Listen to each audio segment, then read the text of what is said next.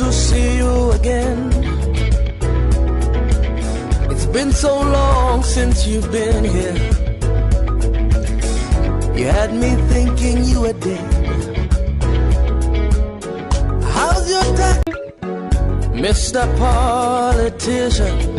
Thank you so much. Thank you so much for joining us on today's edition of Unity Trend on Unity 93.3 FM. This is Joss, and for us on this very dial, Unity 93.3 FM and TV is the voice of reason. Today happens to be Monday, the 6th day in the month of May, the year 2024. The year is running quite speed. The speed is that much that I feel maybe hold on. This is because I feel there are things I would have loved to achieve. I'm yet to do, so I feel the year should no. God is God and everything is doing it just fine. And so please, thank you for joining us again and again. Iji Adamu remains my name, and we are reaching you live from the hills of ZINARIYA here in Jos North Plateau State, Nigeria. Remember, this program comes here once it is 8 o'clock a.m. but the review segment there, 30 minutes, and just after 8 is another 30 minutes for a discussion. We said we unfold a topic we get to discuss at length, and after the second 30 minutes, the next 30 minutes that come to it, it's your platform. It's where you get to join us, and we hear from you, because I cannot be here without you. And so having you stay tuned is my joy and is the reason that I'm here. So this is Unity Trend on Unity 93.3 FM and TV. Iji Adamu remains my name, but you can call me Kubi if you like. And so this morning, I am honored to say that I have in the studio to my right, for the first 30 minutes of this program, Barrister Paul Zaruma. He is that 1% that is very, very unbiased when it comes to political analysis, and that's we look forward for it. He'll be saying a big good morning to our listener and viewer, if you don't mind. Barrister, good morning. A big good morning, our viewers and listeners. Good afternoon, good evening, depending on which part of the world you are receiving this signal. I wish you a blissful Monday morning, and I do hope you stay tuned. All right, thank you again. In the studio this morning, it's Professor Paveno H. Mayi, Dean Faculty of Veterinary Medicine, an erudite public affairs and current affairs, commentator who believes in the greatness of this country, Nigeria. He's in the studio, and I'm sure he will settle at nothing less than a big good morning. Good morning, Prof. A big good morning to our viewers and listeners. If you are in the part of the world where it is morning, if you are joining us from other countries around the world, we are on satellite in more than 23 countries, satellite TV, so maybe it's good afternoon or good evening wherever we are, but wherever you are, but we're glad that you're joining us this beautiful and wonderful morning here on the hills of ZINARIYA, Jos City, Plateau State, Nigeria. Could be. And Barrister Zaruma, you guys are looking very fantastic. Oh my! And we're glad to be here in the studio this beautiful morning. Viewers and listeners, how far so far have you gone about your goals for 2024? Are they smart, specific, measurable, achievable, relevant, and time-bound? You might be meeting obstacles on the way, but please persist.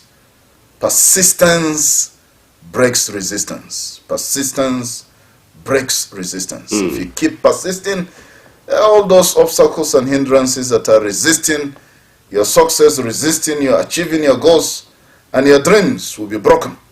So perspire to acquire what you require in life. In case you don't acquire, don't retire. Keep refiring. Refire again, refire again, refire again and again. Don't give up. You are not a failure until you've given up.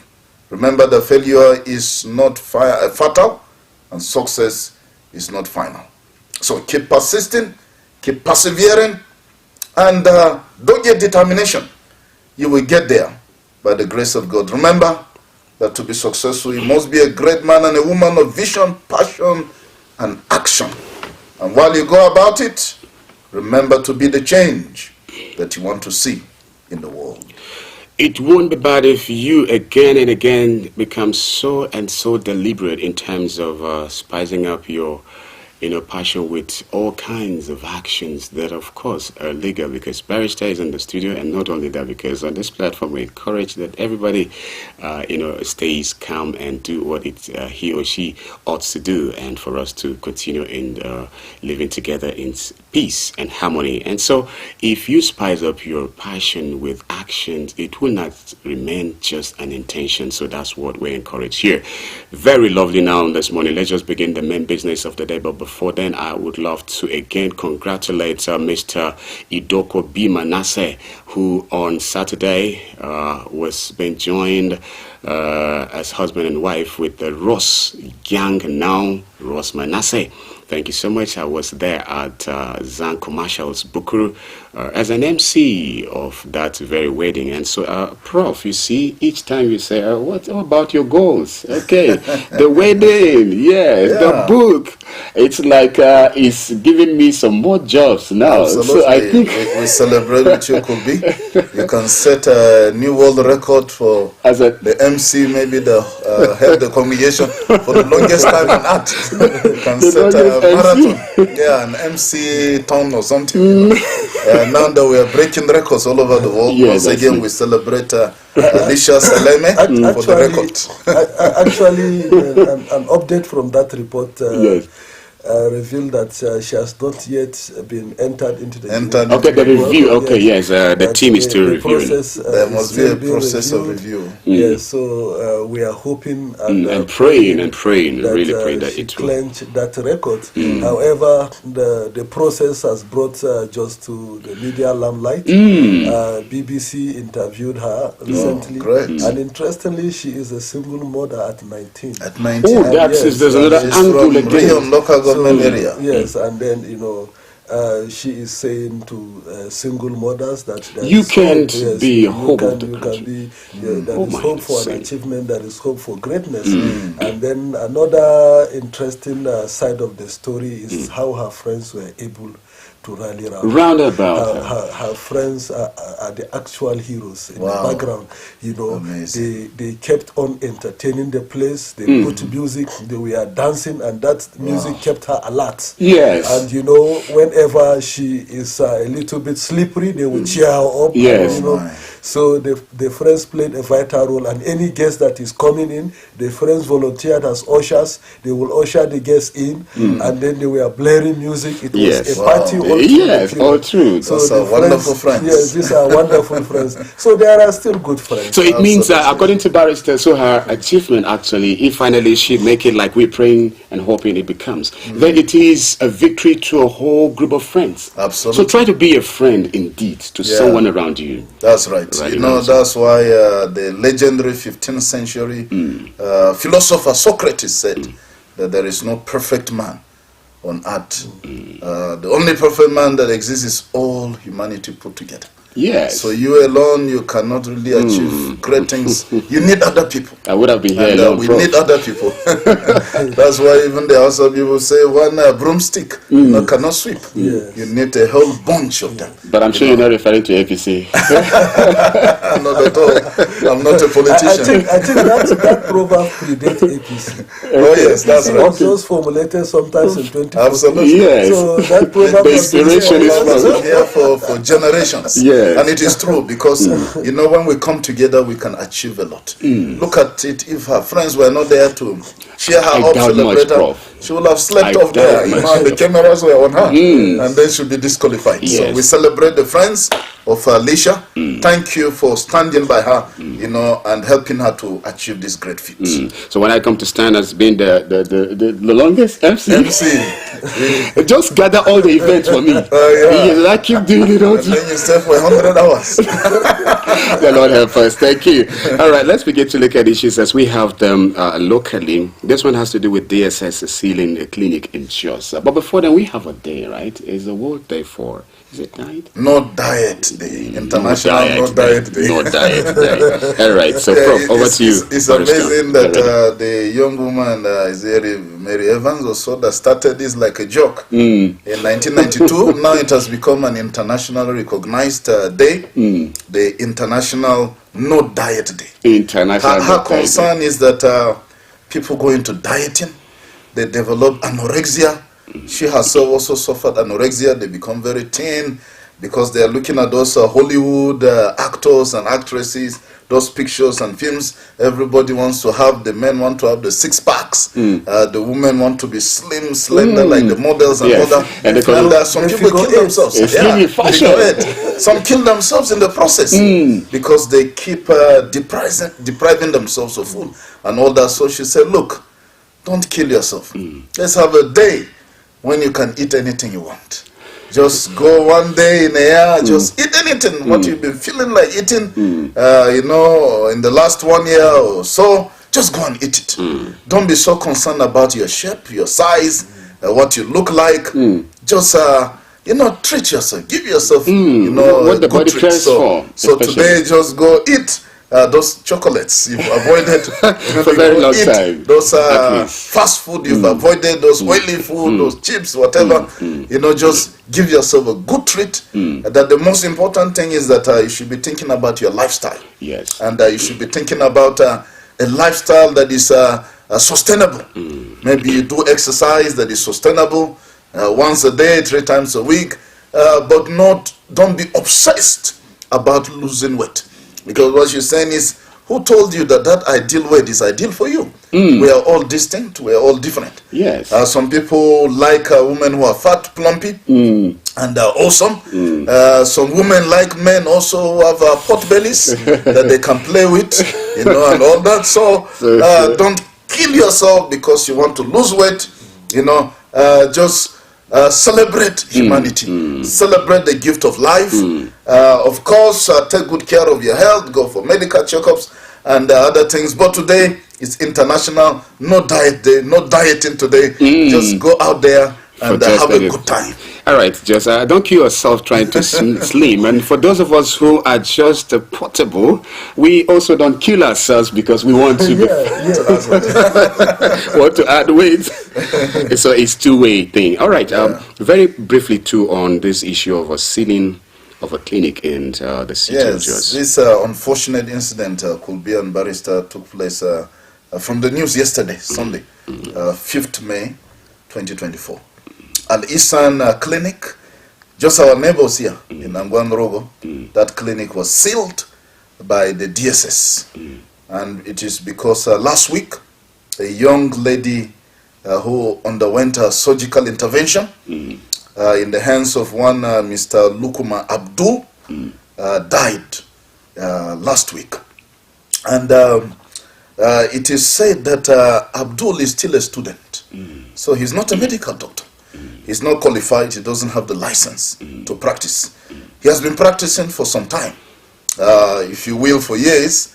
If this incident had not happened, maybe we would not have heard that he doesn't have a license. He's not a medical doctor. We see a lot of this, happening around. Last year, you will recall one so-called Dr. Noah Kekere was reported to the police and had to be arrested at Nasarawa Gong because a lady had persistent pains and complications because of a surgical intervention that he conducted on her about a year or so earlier. And last year, the NMA had to disown that doctor, that he's not a doctor.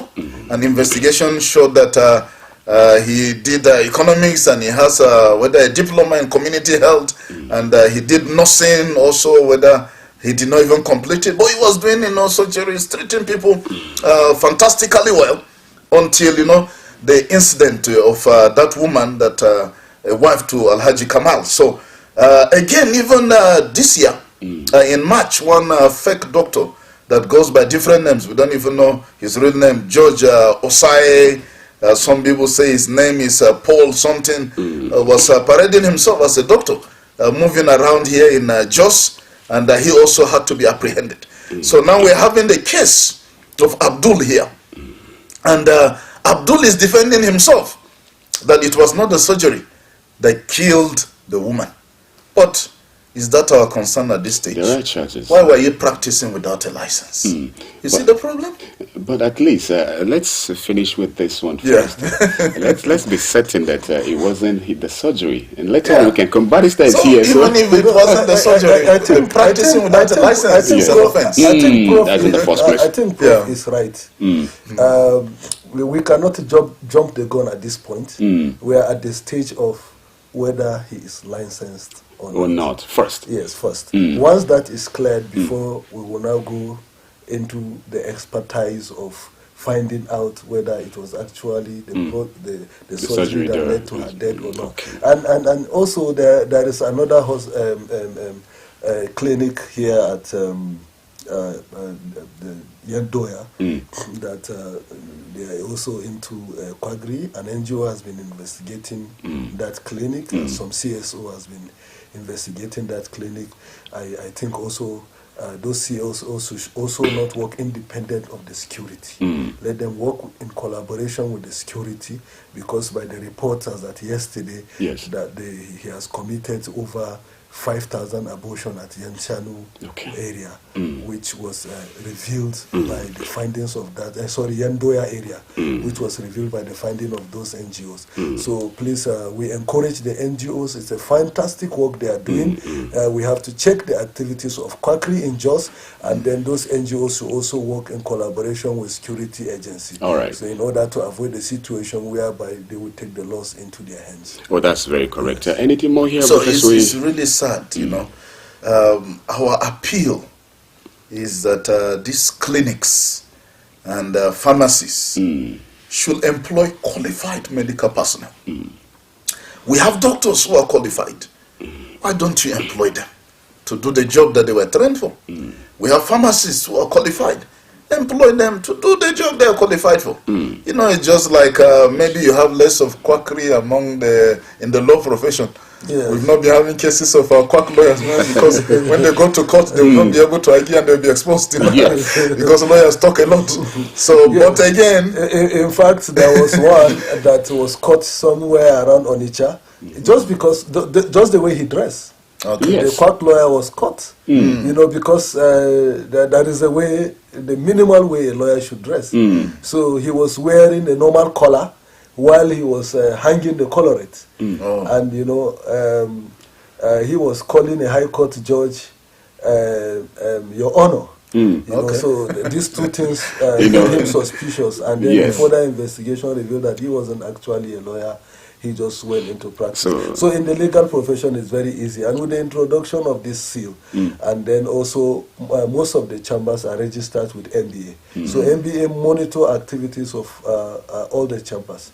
So I think the NMA should also take a clue from. I think that's very correct. Right. So we can reduce be able to have a monitoring mechanism for all the clinics. They shouldn't be only depending on the Federal Ministry of Health or State Ministry of Health. And State Ministry of Health also should wake up to our responsibility. Most of these clinics are on the roadside and they have signboard boldly written. So what is the State Ministry of Health doing? And I think some of these quackery activities are done in collaboration with some unscrupulous element in the Ministry of Health. So please, if you are working in the Ministry of Health, you should know that it is a sensitive ministry. You cannot put your corrupt tendency ahead of national interest.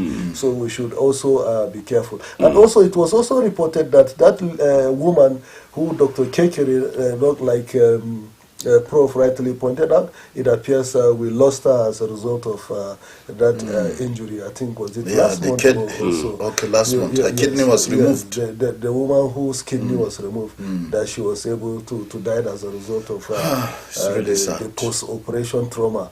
And so the inability to sustain herself. You know, so it's actually very sad. Some of the things that are happening. Governor Caleb Mutfan has started very well. His searchlight should go to the Ministry of Health. There are a lot of things that needed to be done in the Ministry of Health. We encourage the state government, for the interest of Plateaunians and the interest of Plateau State and the interest of Nigeria at large, should go into check. It's a very sad one that Plateau State is on the headline since last year on the issue of Quagri.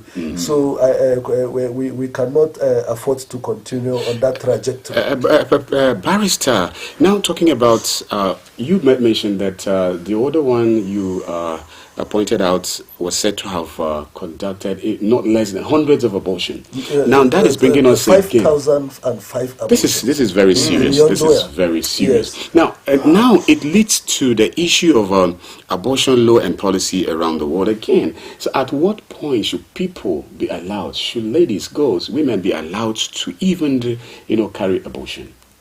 It's quite unfortunate. This NGO has been undergoing an undercover investigation of that particular clinic. A lady died in that clinic sometimes around last year as a result of abortion. So her friend wanted to report to security agency, but she was afraid. She doesn't know how to go about it. So she approached one of these NGOs, and then the NGO have started working in collaboration with other NGOs who have similar aims and objectives, and they have been interacting with young ladies, and through that interaction they are getting this statistic, and as it is now. Barrister, yes. My question is, okay, it's with this that you have said, yes, it shows that a lot of people have had, girls or ladies have had reasons to commit one abortion or the other. So should it be legalized that at any point you feel it's very uncomfortable to keep the baby and then you abort? So should there be anything? What's your take here? This is not a conversation about that. The issue of legalization of abortion is not in tandem with the culture, the African culture. Nigerian, we are very cultural people. This issue of legalization of abortion is a Western culture. It's a Western culture. And then it is a terrible thing.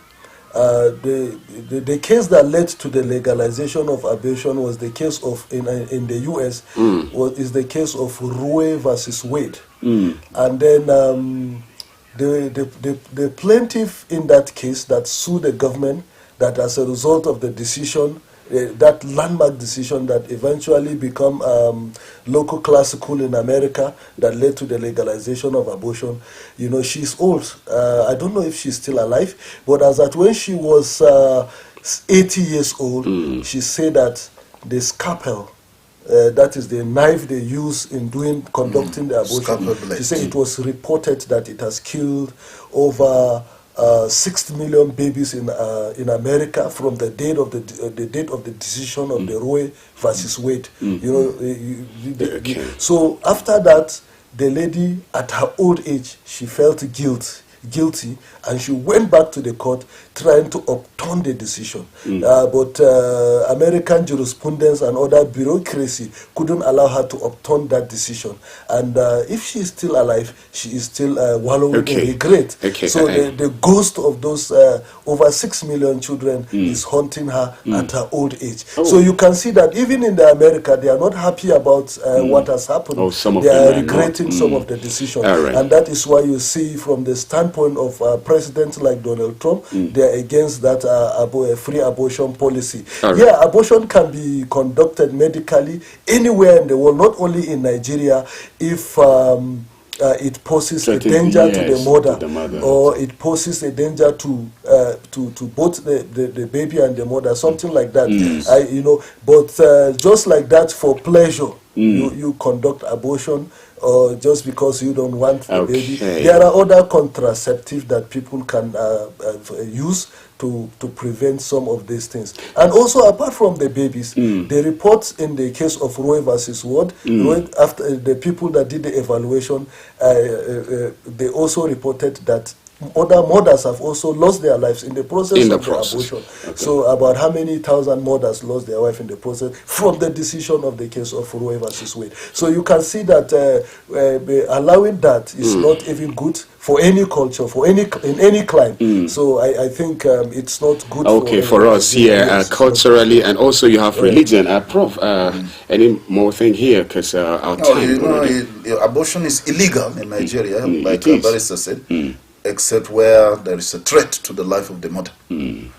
So medically, the doctors will advise the family, and a decision will be taken. And we've seen cases in this country where the mother's life had to be saved, but the baby had to go. And some families insisted that no, don't save either of them on religious grounds, and they lost both the mother and the baby, and, you know, things like that. So this is a challenge, you know, around the world, but let's sound this loud and clear, that once fertilization takes place in the womb of any girl, to remove that fetus or that embryo is an abortion.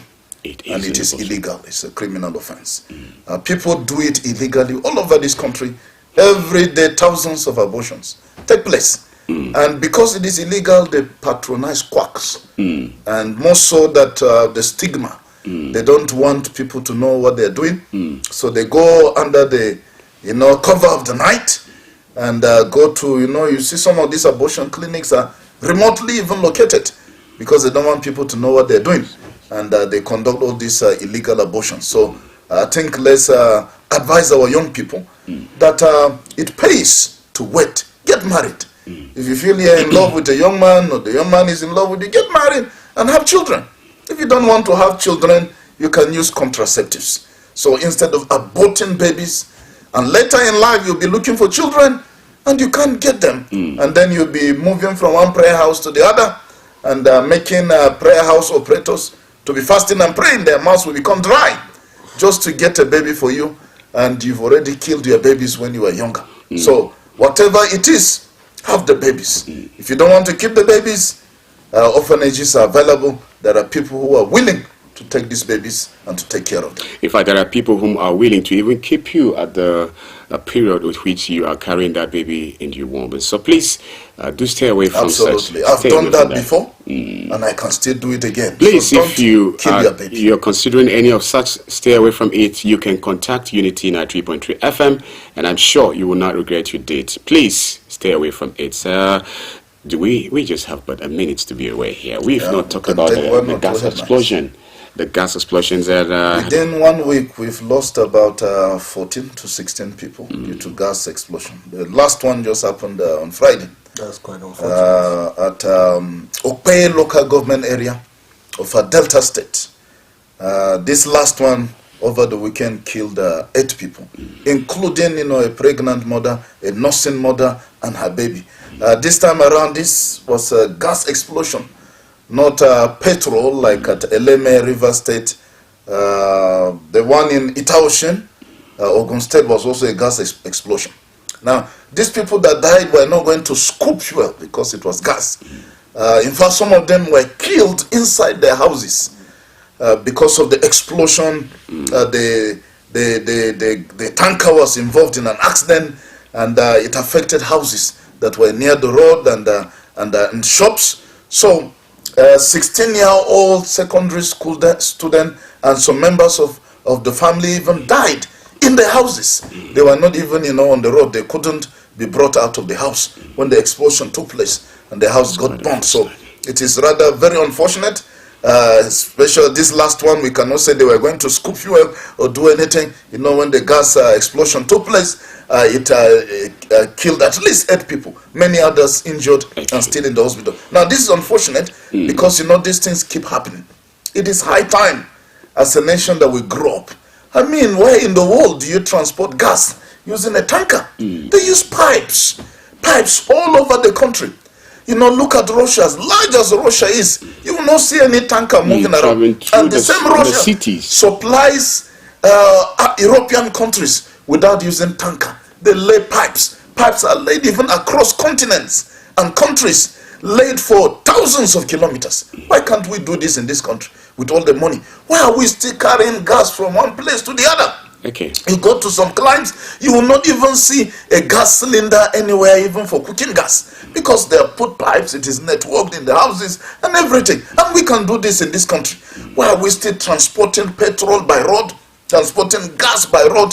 It shows how underdeveloped we are as a country, and it is unfortunate. Our leaders should wake up. Let's advance. You know, in this 21st century. Prof, thank you so much. Barrister, thank you for always being here. It's a voluntary service that truly only a few can volunteer to do. Thank you so much. Our listener and viewer, We'll be going for a very short break. We'll be coming back, and when we do, I'm sure you will not regret staying tuned. Mr. Politician, it's good to see you again. It's been so long since you've been here. You had me thinking you were dead. How's your taxpayer mansion? How was your Unity? Unity TV.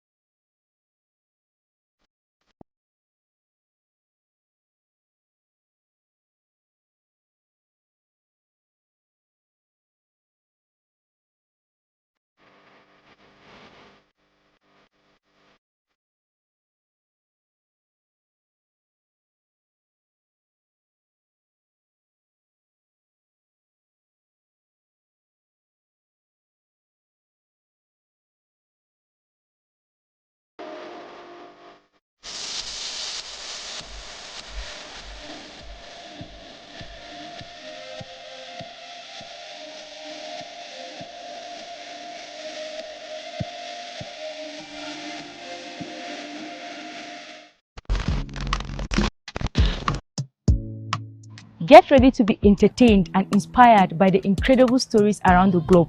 Don't miss out on the excitement. Hello at Work is an ultimate TV program that brings to you the interesting stories and daily happenings worldwide. Join us Mondays and Thursdays, 10 a.m. as we dive into the daily happenings and stories. Tune in and stay. Say hello to the world as you bring in your ideas, as it is a perfect blend of entertainment and information. Get ready to stay up to date while being entertained.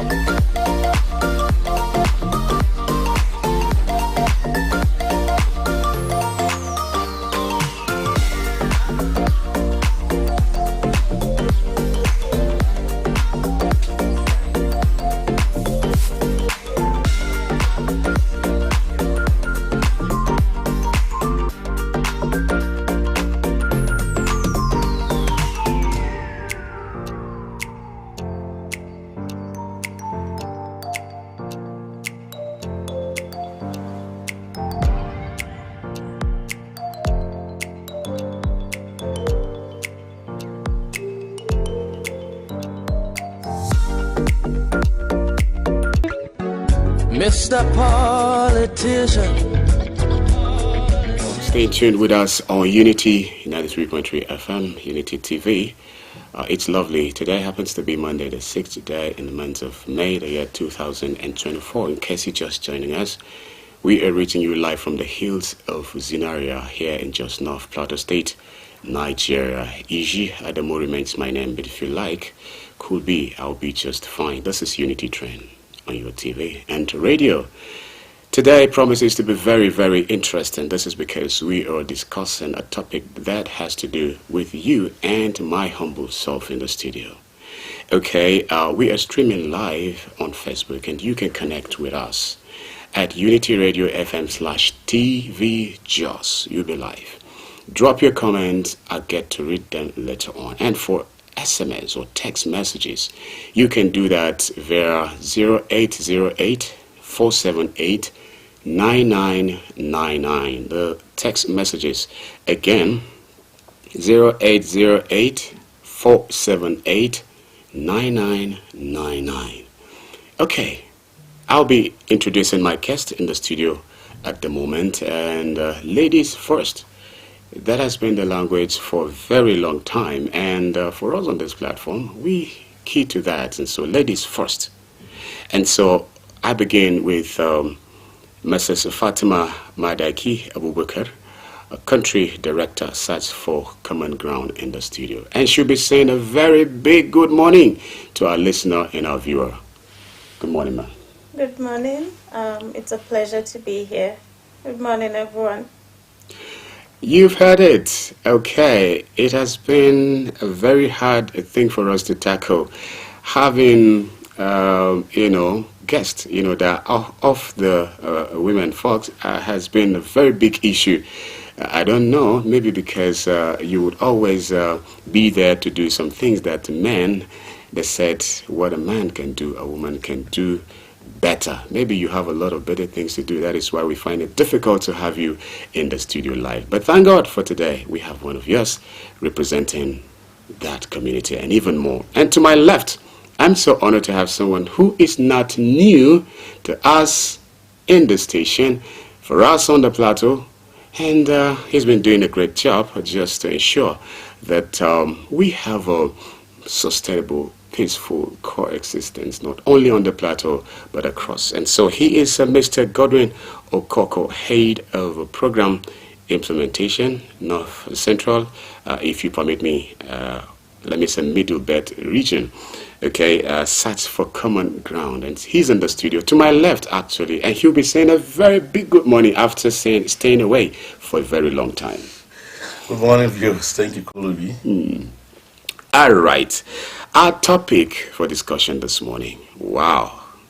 Freedom of religion and beliefs, a pathway for cohesive community. You see, it concerns you, it concerns myself, and it concerns everyone, especially now that Nigeria is said to be one of the world's most religious country.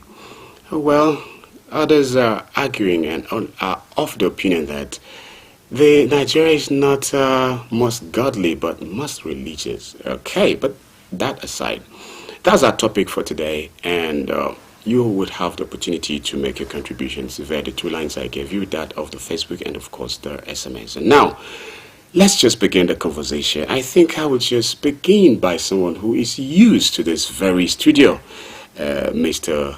Godwin Okoko. Now, talking about the 2024 United States Commissions on International Religious Freedom.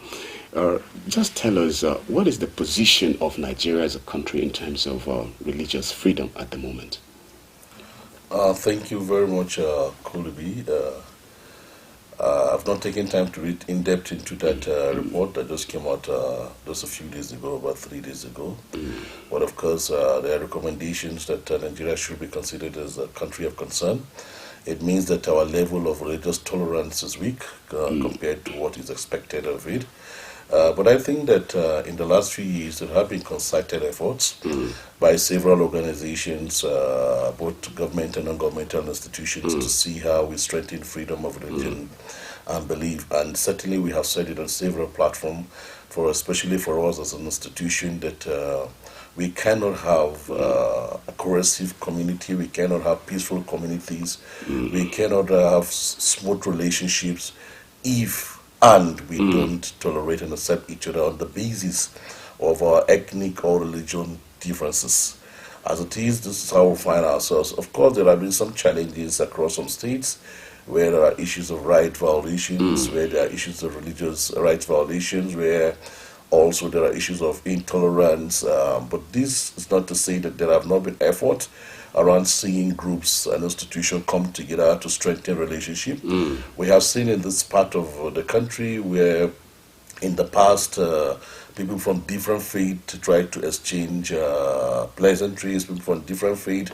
During festive period, you see Christians standing by the Muslims at the mosques. You'll see Muslims standing with the Christians. These are part of the cooperation we talked about. We have seen Muslims and Christians eating and dining together. We have seen Nigerians come together to celebrate victories together, irrespective of our ethnic or religious differences.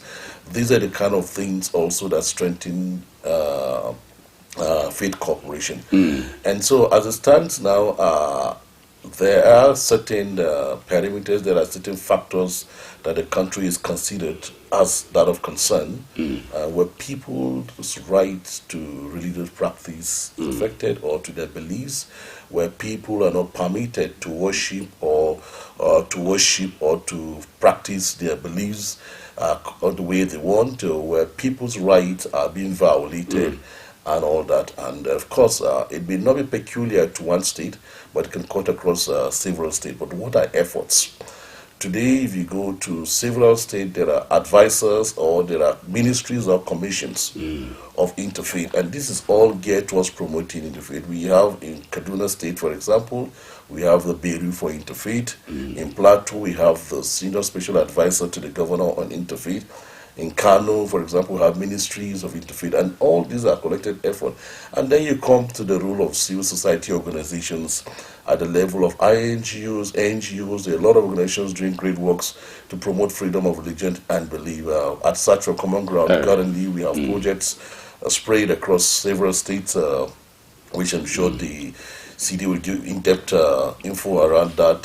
So from Kaduna to Plateau to Bauchi State, nationwide also, we are doing a lot in trying to promote freedom of religion and belief. And the victory is not to anyone, it's a collective one. And the effort, of course, cannot yield result if all decks are not together. Thank you so much, Mr. Okoko, for that. And now to my right, Ma, talking about a weak level of religious tolerance. Okay, so what is your assessment? So what do you think Nigeria is up to in terms of religious tolerance? Thank you for that question. I wouldn't say we have a weak level of religious tolerance, but that we have areas of improvement. Because saying that we have a weak level of religious tolerance would downplay the efforts of different actors that come together to ensure that a deep, sincere, and accurate analysis of the drivers of religious intolerance is done. Action plans are developed to address it at multiple levels, ranging from government, using a multi-sectoral approach, including government, civil society, media, journalists, and then engaging also from international, national, state, down to local communities. With various stakeholders to promote dialogue that transforms relationship from one that is adversarial to one that opens up understanding of the other, identifying the commonalities that different faith groups can work on, and then also realizing that most of the drivers of the religious intolerance are other issues other than religion. Oh, I see. Rightly said, Nigeria, in the Pew study, I can't remember the year, about 87% of Nigerians identify as people of faith, which means that the dual potential that faith has to either, if used wrongly, further exacerbate conflicts that exist already, or if used rightly, promote peace.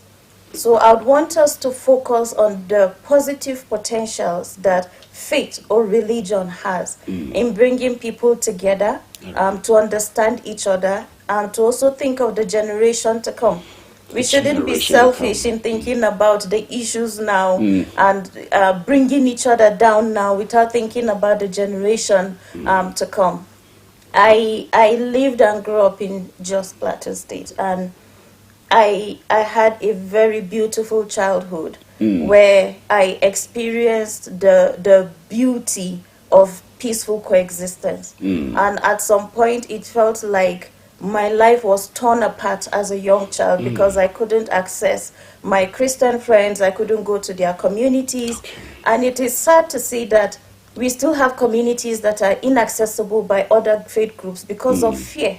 There is mutual fear, there's mutual concern, there's mutual mistrust. But we are also aware that just Plateau State is also a case study where multiple effort has gone in over the years to rebuild the fabric of society back to what it used to be. And there's been good lessons learned for what to do and what not to do. We also need to realize that in trying to rebuild, certain mistakes have been made, and practitioners have learned and are more able to assess the sensitivities in dealing with issues of faith, and are articulating the issues better now to advocate on behalf of people that don't have the platform or are unable to articulate the issues better, to ensure that there is policy reformation, there is action from government and other civil society organizations, and that the ultimate aim is to ensure that human dignity is preserved. All right, that is lovely. You know, I am so concerned, and I'm happy to hear it from you that you belong here with Jos Plateau. Yeah. It's interesting. And I'm particularly happy about this. Now, and you've tested what we refer to as good old days, where you can just go just anywhere, any time of the day, and you have no concern over what religion you are. Okay, now, so tell us a little about your experience now. Is Jos Plateau the same way when you felt it has gotten it all wrong? No. Okay. I came back to Jos a couple of weeks ago to spend Eid with family. And for the first time since 2013, when I left and have been visiting, there's something different. Okay. Something warm. Something that reminded me of the good old days. Oh my. And I can't place a finger on what it is. Is it the people? People were happy. People were welcoming. Is it the businesses that are thriving? I was happy to see that a lot of businesses are thriving now, and I hope that the economy continues to improve. But I think the main thing is the general outlook. People are more positive to see that development comes to the state. And I think people are more open to partnerships as well, to ensure that development comes to the state and peace is sustained. Let's talk about government. Sorry, I have to dwell on you because Mr. Okoko can come back just anytime if you permit him to be here as often as he would love to. Yeah. And so please, having you is an honor. So you might just be away from here, and finding you might be a problem for us. But then you promise my viewer and listener right now that anytime there's an invitation, you would come. I'm Absolutely. sure. Good. Yeah. Now, what do you think the government should do to help support your effort? So it's not just our effort as an international peace-building organization. And I must say that Search for Common Ground is not a faith-based organization. We're one of the largest dedicated peace-building organizations. And throughout the years, looking at some of the drivers of conflict, we realized that religion could be utilized as a positive tool. So we started religious engagement more broadly, even before freedom of religion or belief. All right. And I think, rephrase the question, please. Okay, yes, I just wanted I you lost to... my thoughts. Yes, I just wanted you to tell us how better you would prefer, or you want the government to come in to support your effort and every other person who is on this to make sure that religious freedom is there to bring about development, governance, good governance. Thank generally. you. Yes, I recollect my thoughts now. You're welcome. Saying that it is not just about us as an international non-governmental organization, but every other actor in the religious engagement space being able to have a platform to play their role or fulfill their mandate. Different institutions, state, private, as well as other platforms have a mandate to ensure freedom of religion or belief, but might not have the necessary support from government. And sometimes there's only how far we can go in our own processes, especially as NGOs. One of the challenge that we have is that our interventions are projectized. So it's either 2 years, 3 years, and that intervention ends. But a government as an institution is there with the people all through.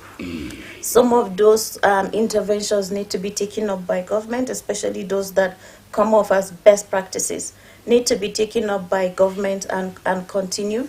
Government needs to also play the role of the main convener of different actors to come together, do an analysis of the issues, ensure policies are either implemented or enacted where not available, and also ensure that there's funding to do peace building interventions broadly. The issues are far beyond freedom of religion or belief or religious tensions. There are other drivers of conflict, which could either be politics, marginalization, or ethnicity, and all hands need to be on deck. But the main thing is for government to play its role as the major ingredient for sustainability, because all of these interventions are only supporting the work that government ought to do in the first place. All right. It means then that you must have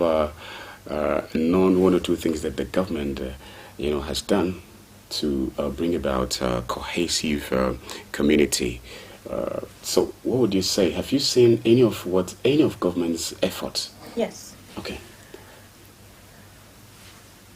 Beautiful effort by government is being the pioneer state to have a peace building agency. You're speaking about Plateau State now? Yes. Oh, great. We use Plateau State to advocate to other state governments to ensure that there is a body that is responsible for peace building initiatives, and that beyond having that, it should not just be an effort to seem like government is working, but that government backs that with some funding to carry out initiatives, because we recognize that sometimes that could be a challenge for them to carry out initiatives. Some efforts we've seen also by government in some instances is reducing the funding that goes to securitization of initiatives. So rather than the kinetic approach, as people like to say now, looking for approaches that are much more softer, that are promoting dialogue, that are promoting town hall meetings, that are promoting building capacity of relevant stakeholders to take on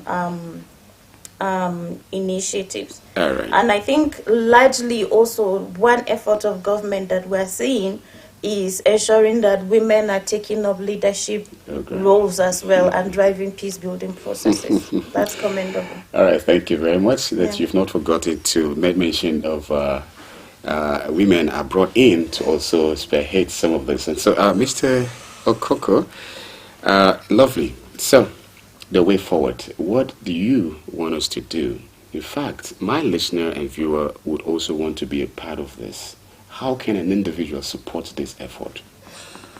Of course, like the city rightly said, it's not an individual intervention. It's not an individual effort alone. For even at such, we believe in the corporations of people and institutions. We don't believe in working in isolation, and nobody can achieve this in isolation. And so it means that everyone has a role to play.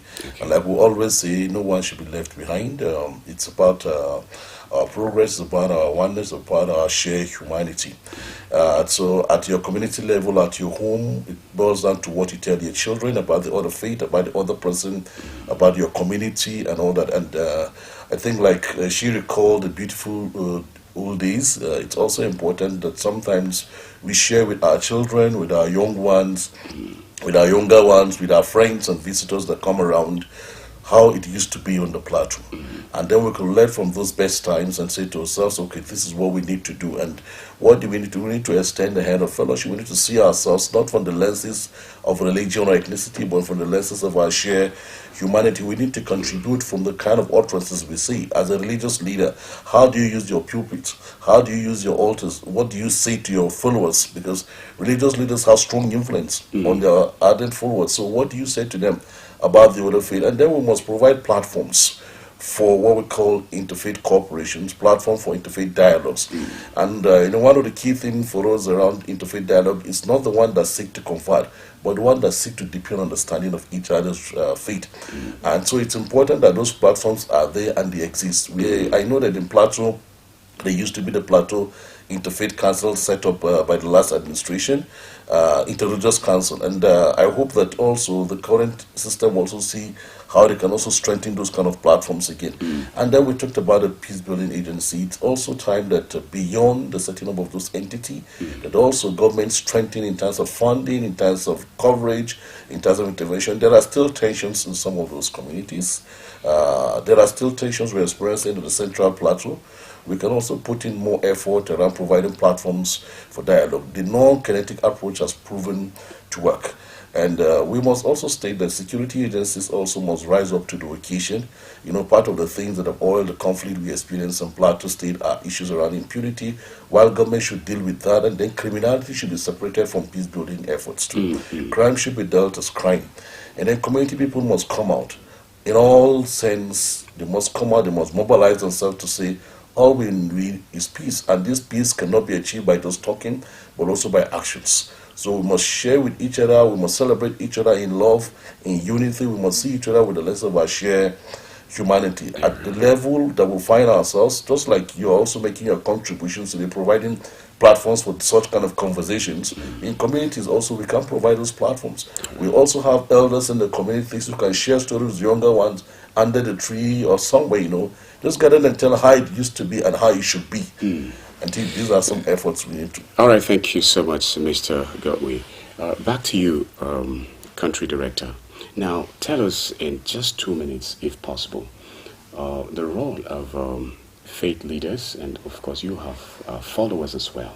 So this is everybody's business.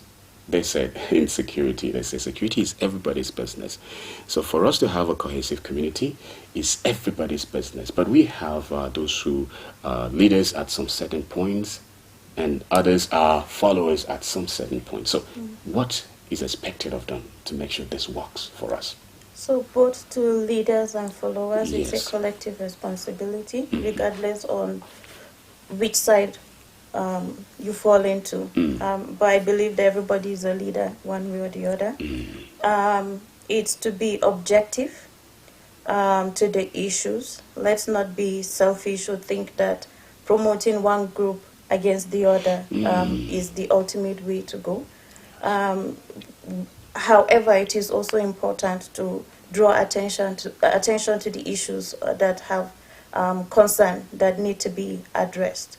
I would say it's to also recognize, as has been mentioned, ultimately it's our shared humanity first, but that there are deeper issues of concern that we need to work together to address. We need to work together to address issues around health, education, communal development, improved political practices and systems, and that as people of faith particularly, there's a huge role to play because a lot of people look up to faith actors or religious leaders to be role models, to draw teachings from scriptures, and to also give direction to those that are either misled or have a misunderstanding or misconception of issues, and to not mistake their platform as one that can promote misinformation or hate speech, but recognize that it's a very sensitive platform that can shift perceptions, attitudes towards peaceful and harmonious coexistence. All right, we'll be going on a short break, but when we come back, I'm sure you'll be telling us your take as regards people's opinion that Nigeria should be designated as a country of concern. But we'll go on a short break. Thank you. Our viewer and listener, it's been lovely having you. Stay tuned, and later on, you join the conversation. Stay tuned. We'll be right back. Mr. Politician, it's good to see you again. It's been so long since you've been here. You had me thinking you were dead. How's your taxpayer mansion? How was your...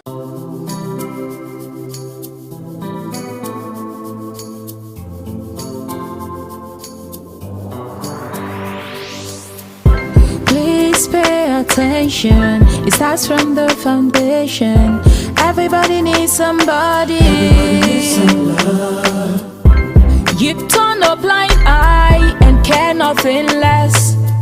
Say it's just business, all about the money. You are so unbothered as long as they pay. Say it's just business, all about the money. You know they're on a fast lane, but you've got business to run. So you look away the other way.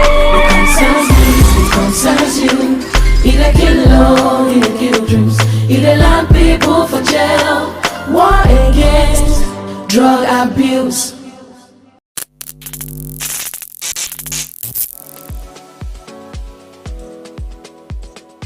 Are you bored and need some company? Get a TV experience like no other on Unity TV. We are turning up the hits with captivating TV shows, electrifying political programs, music, movies,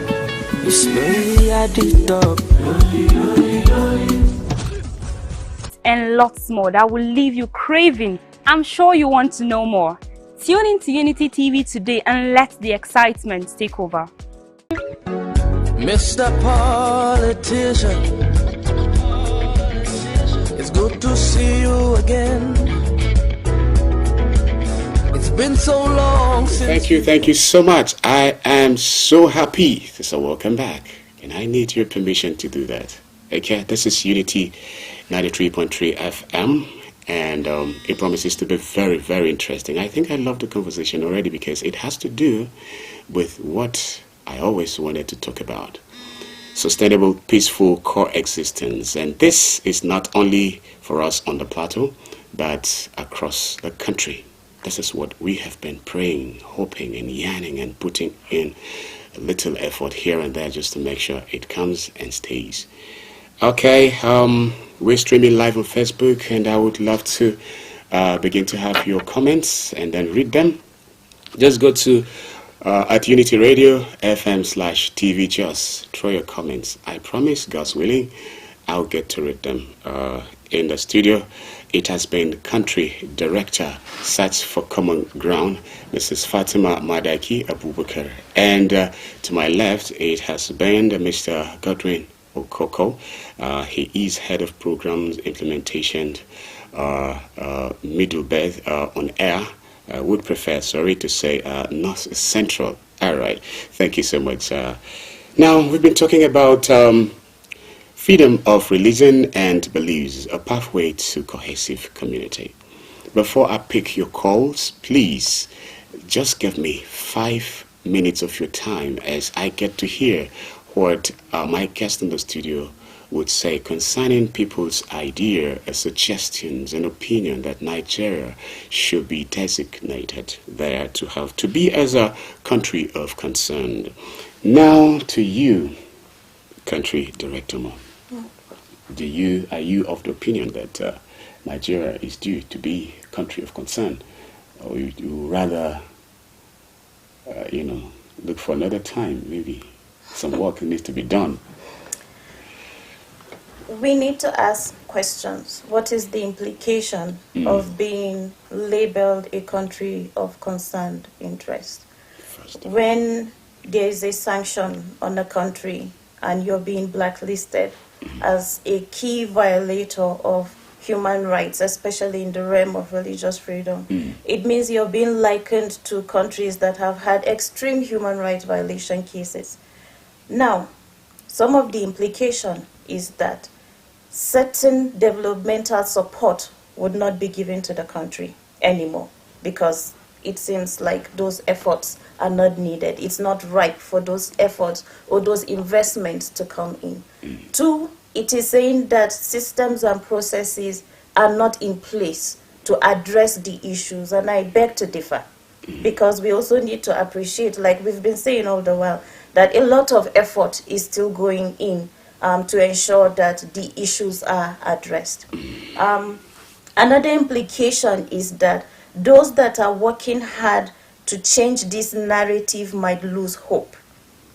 It means that even the young people that have begun being champions of freedom of religion or belief would think that it is a wasted effort. We need to think about the implication on a lower level rather than even the technicalities of what that implies to governance.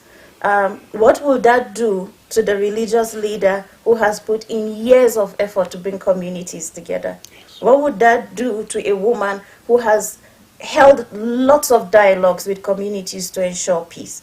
What would that do to a young social media influencer that has been using social media as a tool to promote freedom of religion or belief? The implication is that a lot of people would rather just sit back and watch. I think we need to realize something. There's been a lot of advocacy that there's a genocide attempt on a particular group. But from the analysis we've been doing over the years, looking at the different trends, the different issues, and the risk in our early warning, early response across the country, three things we've realized. There are victims on both sides. There are perpetrators on both sides. Likewise, there are actors promoting peace on both sides. There are victims. So labeling a group to say it's a genocide attempt on one group, I think while we need to draw attention to the issues, we also need to be careful how we promote these issues on the grand scale of things. And Nigeria is a very big country. I would want us to also consider the numbers while this advocacy is being done. Let's consider the populations that are on the other side promoting peaceful coexistence and having a lot of initiatives to drive peace. You did mention well. You did mention the generation after us. Yes. So how is our decision today going to affect them? In a minute. I'm a mother of 3 young children under the age of 5-6 years, and I'm worried about what the future holds for them, especially when the country potentially would be labeled a country of concerned interest. What would that mean to them? Would they have access to the resources, the platforms they need to thrive? Would they have access to experience what I had as a child, having a relationship with the other, forming strong bonds, lifelong relationships with another person, without even thinking about what religion they practice? I worry about if they would want to be peace builders because of what legacy we've left for them. And I also worry about if a lot of young people would want to be champions. Okay. So we have a responsibility to inspire hope. We have a responsibility to persevere. And we have a responsibility to change the narrative before it's too late. Okay, country director, you seem not to argue what people whom are of the opinion that Nigeria should carry that label on itself. You seem not to argue. I think in your conversation earlier on you said you would rather, instead of referring to weak level, religious tolerance, you said that there are areas that needs attention. Yes. Okay, and it is on this that you feel Nigeria should not carry that on itself. Yes. All right. Well, let's hear what. If I could throw more light on that, please. I think sometimes it is easier to complain about the issues than to talk about the solutions or put efforts towards achieving durable solutions. So it's not just solutions, it's solutions that endure the test of time. Okay. How long is it going to take for us to change this narrative that Nigeria is not a country of concerned interest? What is it going to take for us to change this narrative that Nigeria is not a country of concerned interest? These are the questions we need to ask. What are the gaps in the systems? What are the challenges? What are the opportunities that we can latch on? What can we do differently? We also need to recognize that when you put in effort time and again, and you're not getting the result you want, then it means something is wrong with the approach. So we need to review the approach as well. What can be done differently? Are there best practices that we can bring from other countries that had similar challenges, but were able to change the dynamics? Are we willing to take the risk? Because sometimes we're so comfortable. We don't want to even explore and take the risk. But there are other countries that have done tremendous things, and we have the resources to also do more. Okay. Not just same. We have the resources to do more. We just need to ensure that it is allocated by the proper authorities. All right, thank you so much, Country Director. Search for Common Ground. Our listener and viewer, it's time for you to join the conversation. This time, you can connect with us on our live studio line. It's 070-3235-3315. Be a part of it, but make sure, on this platform, we don't encourage anything or statement we don't tolerate at all for any reason in the world. Comments or statements that has in their capacity the tendency or capacity to undermine the integrity of an individual, especially my guest in the studio, and even more especially fellow callers. So please do well to support our vision, promoting sustainable, peaceful coexistence. In a minute, your name and location. Let's have it all. Thank you for joining us already. Hello, good morning. Very good morning. Thank you for calling. Thank you very much. This is the voice of Plateau State emanating from Angwarukuba, Comrade. I don't want to be Solomon. The voice of Plateau State emanating from Angwarukuba and spreading all over Nigeria. Go on in a minute, please. Thank you very much, Kunti. I want to appreciate your guest here. You have spoken very, very well. Thank you. Well, I think what to do in this country is that Nigeria needs a serious player. Our country needs a serious player. Kunti. Yes. Nigeria is a very religious country. And upon that, we've not seen anything good for us. I don't actually know how we practice religion. Okay. If you go around the world, Nigeria is one of the countries that is very, very religious. But what is happening in the country is very much connected to our religion. Okay. Because we expected that when we are religious, we expect a different place. So I want to also our leaders to do the needful. How come Nigeria, the way Nigeria is going to do is that this does not really in charge of the country. Okay. You think we will survive this country will be. The president has not said anything about the full high price of fuel today. Up to now, you have said nothing. Is there anybody in charge of the country? How will common man live? How will Nigerians live? Are we in our country? Thank you. Is the only country for us? Thank you so much, the voice of Plateau. All right, 070-3235-3315 is the studio line to call us live. And then we get to hear from you in a minute. Hello, good morning. Good morning, it's good to have you already. Musa Eke, you have a minute. Go on. Thank you. You're welcome, sir. Yes. You spoke about something. There are differences between religion and righteousness. These are two different things. Okay. And the difference between what we say and what we do. All right. Let me tell you, in the question we should be asking ourselves, why is it that so many countries that are neither Christian for movement are getting things right? You see, the church has said it all. It's all about right. Me as an individual, do I believe in my mind that it's a personal affair, it's a commitment between me and my God? Not necessarily everybody must go the same way I go. Okay. These are where we are getting things from. All our constitutions, don't do things like it's why we call it implementation. All right. You narrated to our affairs where you were in country. Yes. Me and you today, 3 Nigerians, we're comfortable to go anywhere in this country and live in peace and peace that our lifestyle and everything is still protected. So that is where we are taking things from. You find out most people that on top of affairs of implementing this constitution, they are religious champions. Most of them are ethnic champions.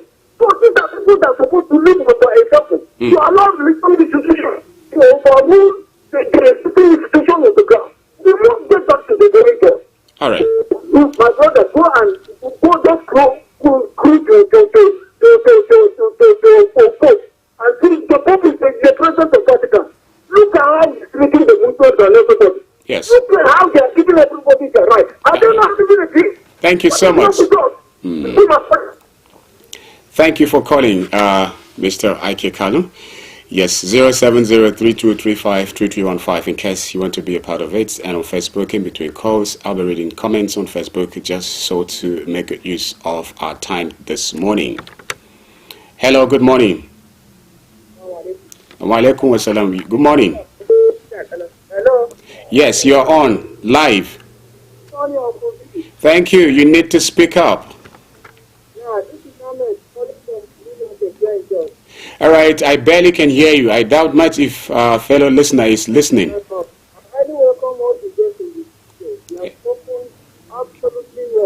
Okay, Mohammed was saying he loved what Cass in the studio, said, and but we barely could hear you. So please, if you can call us back, I will appreciate. Hello, good morning.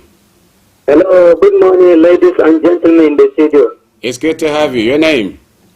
My name is Abdurrahman. I'm calling from Kadadi. The man from Kadadi. So let me commend Mr. Fatma for her whole analysis.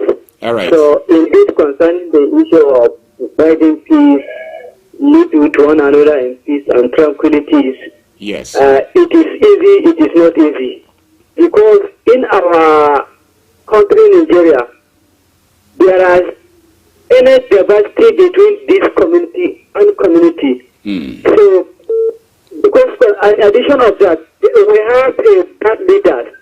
So, all right, I think there's a drop call already, and this one is from Aliyu Mazai saying, good morning, Prof, Barristers Aruma and Kulbi. May God bless you all watching live from my hospital bed. I pray God remember you for healings, even right now. Okay, hello, good morning. Good morning, sir. It's good to have you. Good first, my name from Broken Nation and Business Center.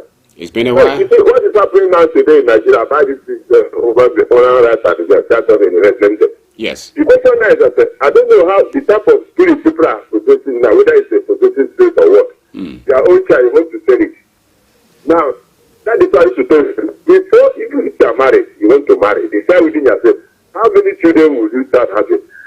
What is your economic power? Right. That will determine whether you have to have one child, 3 or 4. Yes. Education where people are having what they call basketball or football field.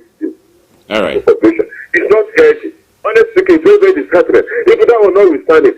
It is because of scarcity of productivity going on. People are being conveyed, they are being carried with their people in that trailer. People that are carrying cows, goods and being used. Are we in the slave trade or slave trade or are we in the slave trade government? That people are being carried with the trailer. Which people are again, people, big company brings that people start complaining. Now, so people were asking the last week. Why is it so? Because the cost of transportation from Lagos to Abuja is around 30 for something that they prefer entering trailer where they pay 5,000. Can you imagine? Thank you. Government are there watching what is happening. Nigeria and all the producing countries, see that they share Putin, human slavery at this present day. God save us in this time. Say amen to that. Okay. Aminu Abdullahi Shabi say good morning, Petrus Kubi Adamu, professor and barrister in the studio, and also your special guest. I'm watching you live from Benue Link Park. Absolutely. Nigeria is one of the popular countries that practice different religion.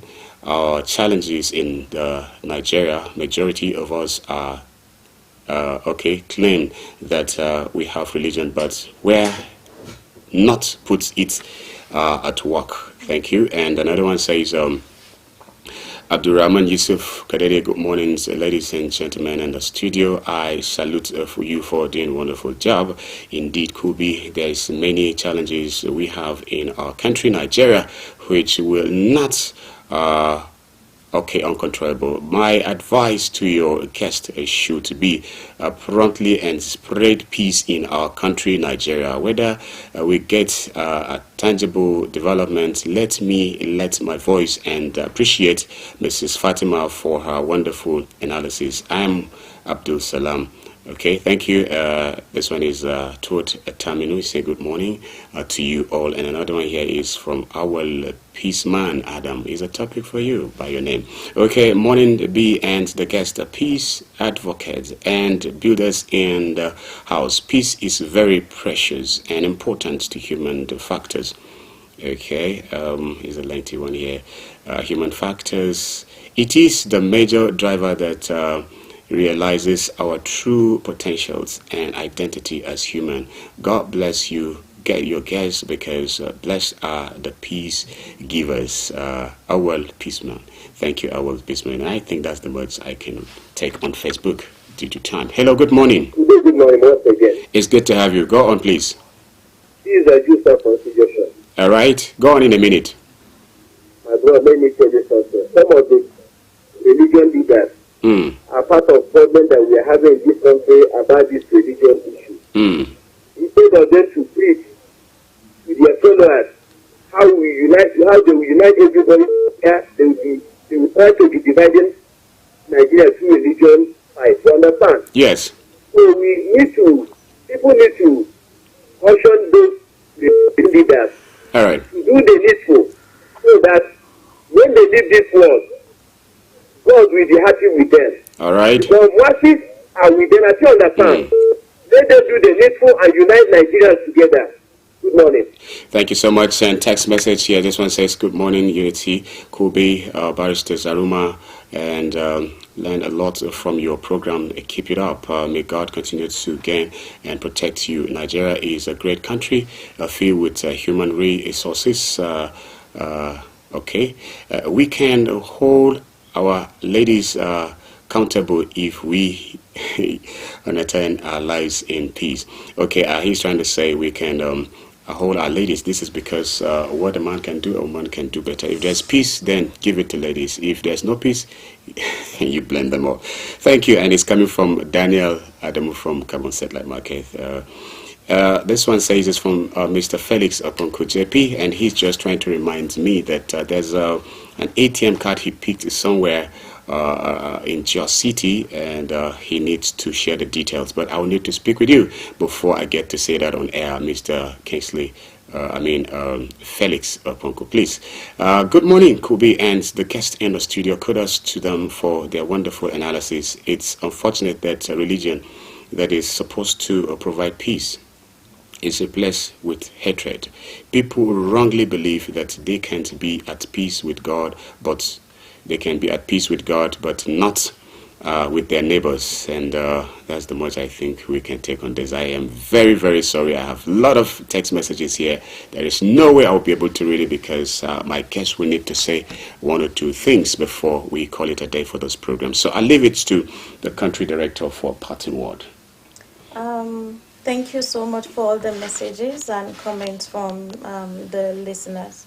Lastly, before we close, is to draw attention to the work that Search for Common Ground is doing to promote freedom of religion or belief.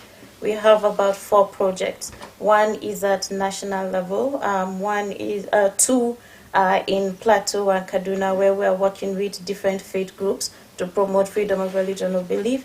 And we have a toll-free line where violations of human rights on the basis of religion could be promoted. And the number to call is 080 000022333. Thank you, Mr. Godwin. In a minute, please. Yeah, of course, just to build on that, to state that also as part of our collective effort as an institution, we were working with the Plateau State Government. We are hosting the median edition of the Plateau Interfaith Dialogue, where we are bringing all religious leaders and communities together tomorrow at Crestman Hotel to have a conversation around how we can deepen religious freedom and harmony. So it's a platform, and I hope that also you can have a time to join us too as well. All right, thank you. The crew who made this possible, my guest in the studio, I truly appreciate the fact that you made it to the studio. Thank you so much. All right, Ngas community broadcast comes shortly after this very time. Thank you, everyone. See you tomorrow for lots more. Bye-bye. Mr. Politician, it's good to see you again. It's been so long since